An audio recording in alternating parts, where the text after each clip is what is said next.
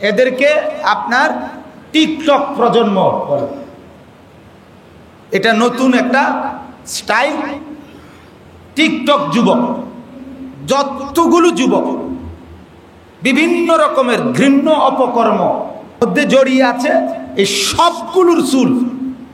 সবগুলোর চুল শয়তানের মতো। এদিক দিয়া নাই, ওদিক দিয়া নাই, এদিক দিয়া নাই। শেভের উপরে, দাড়ি কাটার উপরে মোটামুটি ইবলিস সফল। এটা সর্বযুগে এখন আর ইবলিসের চিন্তা নাই। এটার উপরে মোটামুটি বৃহৎ জনগণ আছে। এটা ইবলিস বুঝ পাইছে যে এটা লই আর তেমন টেনশন করতে হবে না, এই লাইনে মেহনত না করলেও হইবে। যারারে মেহনত করে এই লাইনে নামাইছি তারাই অন্য করে বুঝাইয়ে নিয়ে চালাই নিতেছে। এই জন্য এই লাইনে আর তেমন মেহনত করে না। বুঝেন নাই কথাটা? আগে ছিল এইটা যে এখন মেহনত চলতে আছে চুল কাটার উপরে, চুলের উপরে চলতেছে এখন পুরা মেহনত। বিশেষ প্রকল্প শয়তান আমার মনে হয় এটা হাতে নিছে, এটা নতুন বরাদ্দ দিছে হয়তো আলাদা, যে শয়তান সাথের অনুসারীদেরকে বলছে যে এই খাতে অতিরিক্ত বরাদ্দ দিলাম, তোমরা এই খাতে মেহনত বাড়াও।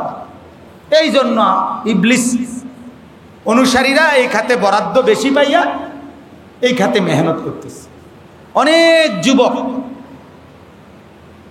এই যুবকরা শহরে বন্দরে যত্রতত্র মেয়েদেরকে উত্ত্যক্ত করে, অশ্লীল অপকর্ম করে এবং এরকম বিভিন্ন রকমের অশ্লীলতার অঙ্গভঙ্গির ভিডিও চিত্র মোবাইলে, ফেসবুকে, সারা পৃথিবীতে ছড়িয়ে দেয়।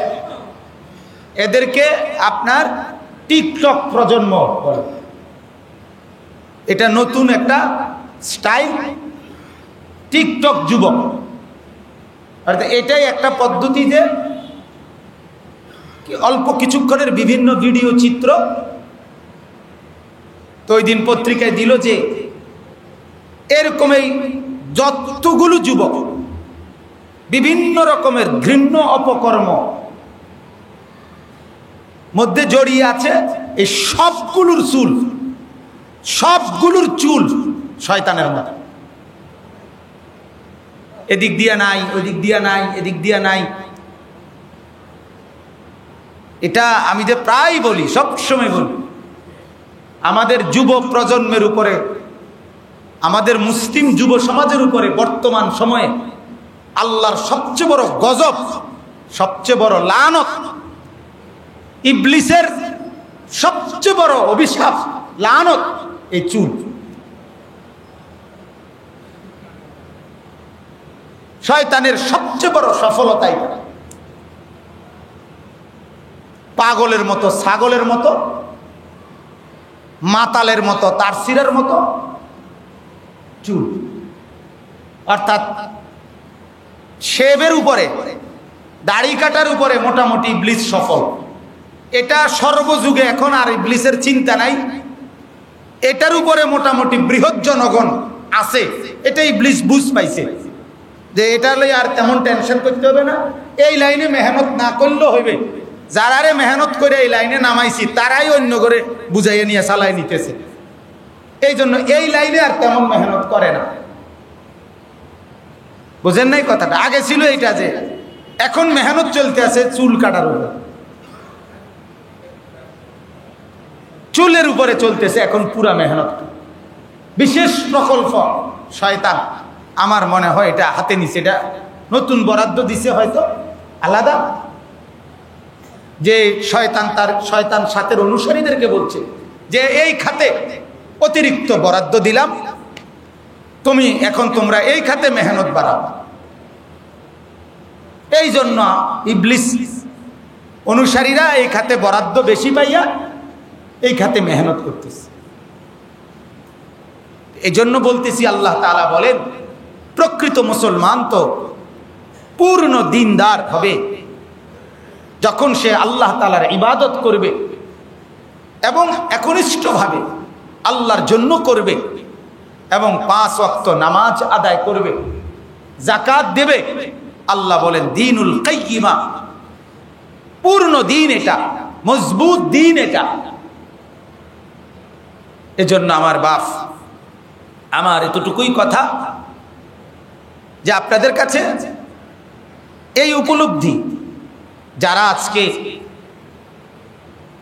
ইসলামী জীবনধারা, নামাজ, বন্দেগী, আল্লাহর হুকুম পালন থেকে টোটালি দূরে, তারা এদেরকে ডেকে আনা, এদেরকে নামাজমুখী করা, যুবকদেরকে আল্লাহমুখী করা, যুবকদেরকে নামাজমুখী করা, বৃহত্তর মুসলিম জনগোষ্ঠীর পরিবার, ফ্যামিলি, অভিভাবক সব সময় এটা বলি, এদের কোনো ফিকির নাই, এদের কোনো ফিকির নেই। অভিভাবকের ফিকির একটাই, মাটির তলে যুবক মুসলমান বহুত কিভাবে ইউরোপ যাবে, কিভাবে পয়সা রোজগার করবে, কিভাবে টাকা রোজগার করবে। এবার চেহারায়, সুরতে, চলা ফেরায়, কথাবার্তায়, চাল চলনে ইসলামের চিহ্ন থাকুক বা না থাকুক, টাকা হইলেই হয়েছে, সম্পদ হইলেই হয়েছে। এবার সার ভিতরে ইসলাম আর মুসলমানের চিহ্ন থাকুক বা না থাকুক।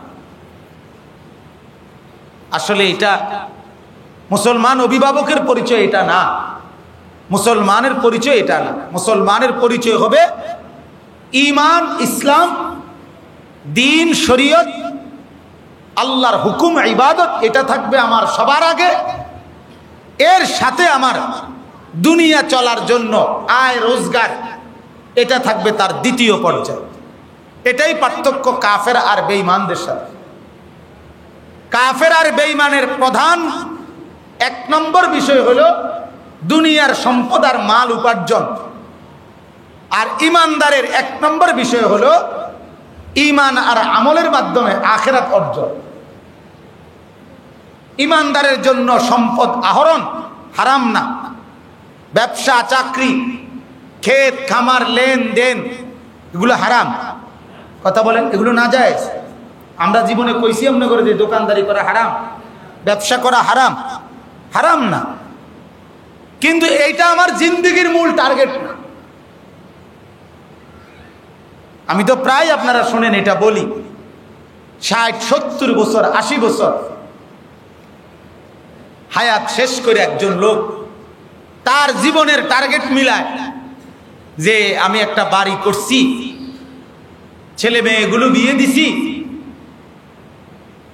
শহরে একটু জায়গা কিনছি, ব্যাংকে কিছু টাকা পয়সাও জমা আছে, হুজুর আর কি আমার এক হায়াতে আমি যে দূর পারছি করছি, আমি আর কদ্দূর করতাম, আর কিতা করতাম। তার মানে ওনার জিন্দেগির টার্গেট উনি মিলাই নিছে। ওনার পৃথিবীতে আগমনের স্বপ্ন, উদ্দেশ্য যা ছিল এইটাই। 60 বছরের মেহনতের ফসল, পরিশ্রমের ফসল ওনার এই বিল্ডিংটা। ওনার 60 বছরের পরিশ্রম আর কষ্টের ফসল ছেলে মেয়ের বিদেশ। এতটুকু, এতটুকু। এজন্য আসলে ঘুরে ফিরে এই কথা, দুনিয়া আমাদের যদি 1 নম্বরে চলে আসে, আখিরাত যদি 2 নম্বরে জায়গা পিছনে চলে যায়, হবে না।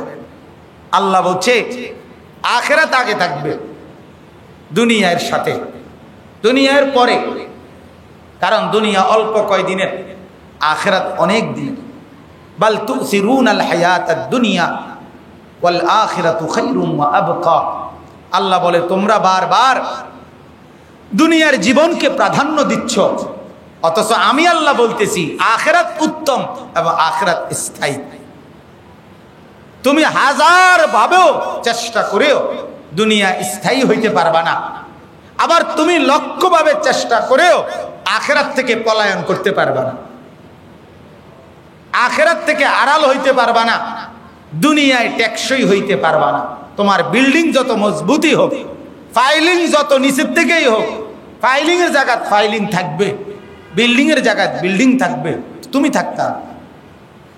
একটা মিনিট কল্পনা করেন এই কবরস্থানের দিকে তাকায়া, কি আশ্চর্য! মাত্র 3 হাত, 3.5 হাত মাটির নিচে এই মানুষগুলো শুয়ে আছে। আর এদেরই চোখের সামনে, এদেরই পাশে এই বাজারে, এই রাস্তাঘাটে হাজারো লাখো মানুষ চলতেছে, ফিরতেছে, হাসতেছে, সব কিছু চলতেছে।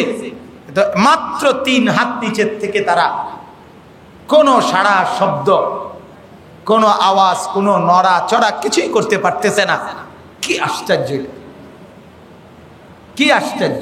কল্পনা করেন একটাবার, ভাবেন একটাবার যে হায়, আমার 60 বছরের মেহনত রাইখা আমি মাত্র 3 হাত মাটির নিচে গেলাম, আমার 60 বছরের মেহনত বেকার।